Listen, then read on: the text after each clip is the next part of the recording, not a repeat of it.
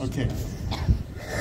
I want to begin by saying something that it is a crime to say in Hong Kong, but that we have the freedom to say here. Gong Phuk Hong Kong, Si Loi Gak Me. Gong Phuk Hong Kong, Si Loi Gak Me. Gong Phuk Hong Kong, Si Loi Gak Me. On behalf of Hong Kong Watch, I'm here to stand in solidarity with you, the Hong Kong community in the United Kingdom, with Hong Kongers around the world, and of course most especially with Hong Kongers in Hong Kong on this day when this new extremely draconian security law, Article 23, takes effect. 4 years ago, when Beijing imposed the national security law on Hong Kong, I assumed that it was instead of Article 23, because the national security law was already so repressive, so draconian. It has dismantled almost all of Hong Kong's freedoms and autonomy. And so I never imagined that the Hong Kong government would see the need for another security law. But no, the Hong Kong government and its masters in Beijing are so paranoid about any possibility of dissent, of criticism, of disagreement, that they want to snuff out every last possible opportunity for freedom, they want to stamp out every last corner of resistance. And that's why they have imposed this law. And this law is devastating for Hong Kong. Today is a very dark day for Hong Kong. But I think all of us here want to send a message to the Hong Kong government that although for the time being, and we don't know for how long this will be, they may have succeeded in their objectives, they have not succeeded and they will never succeed in silencing the desire for freedom for Hong Kong in our hearts, in all of your hearts, and in the hearts of all people in Hong Kong. They can prevent people in Hong Kong from speaking out. They can imprison people. But they can never imprison an idea, they can never imprison a dream, they can never imprison a hope of one day Hong Kong once again being free.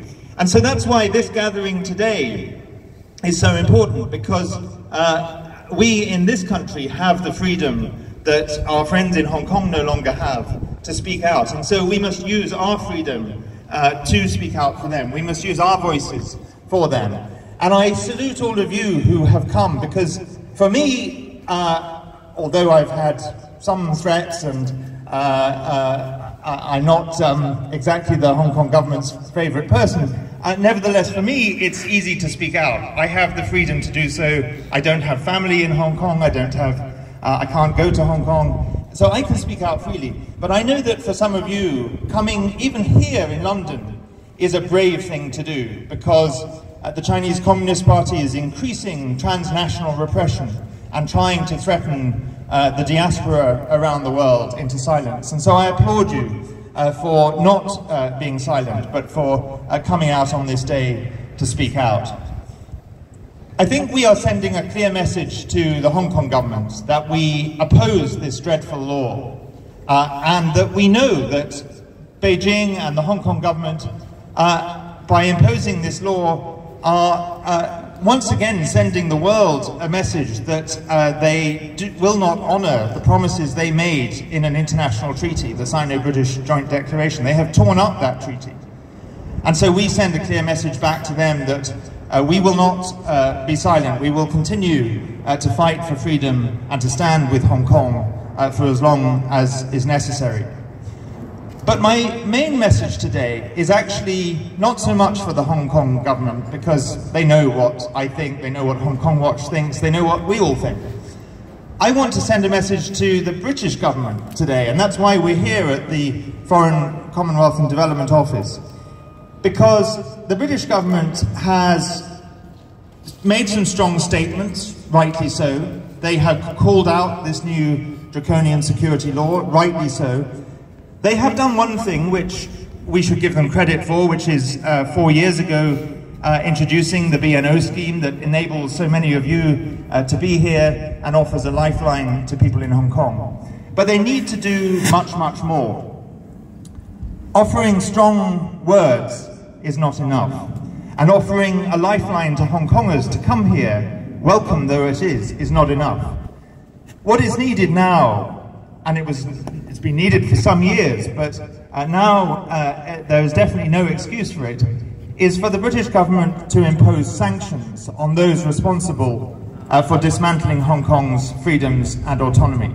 It is unacceptable that the Chief Executive of Hong Kong, John Lee, the Secretary for Justice, the Secretary for Security, Chris Tang, my friend, he seems to, he called me the other day a gangster.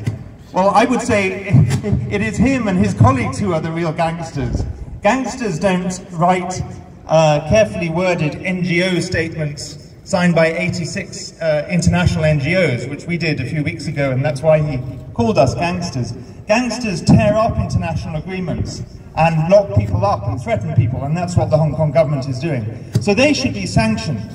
And we, a year ago, we made a submission to the Foreign Office calling for John Lee to be sanctioned. The Foreign Office has still not acted on it, and we will not be silent until we see consequences for those who have dismantled Hong Kong's freedoms. If they're allowed to continue this repression with impunity, then they will continue to threaten people in Hong Kong and in China, but they will increasingly threaten our freedoms as well. So there must be consequences, there must be sanctions.